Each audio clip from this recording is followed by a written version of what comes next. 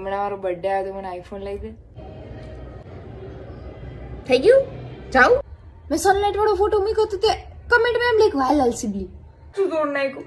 Mummy મેં કે ને ભાઈ મને કે તમે કચરાની પેટીમાં તે લીધી કે ને એને કે નથી લીધી ને ત્યાં કે લીધી હે અને ગ્લાસ નું કેવાય સીપર છે પૂછ્યું નથી આ સ્ટ્રો છે તો ના ખબર પડે તું જેન્ઝી નથી ને તારે કોઈ મારી યાર ફોટો જ ન પડાવો હોય નીચે જાવ. સડા ઘીરે પહેરવાની વસ્તુ છે સાહેબ, બજારમાં રખડવાની વસ્તુ નથી.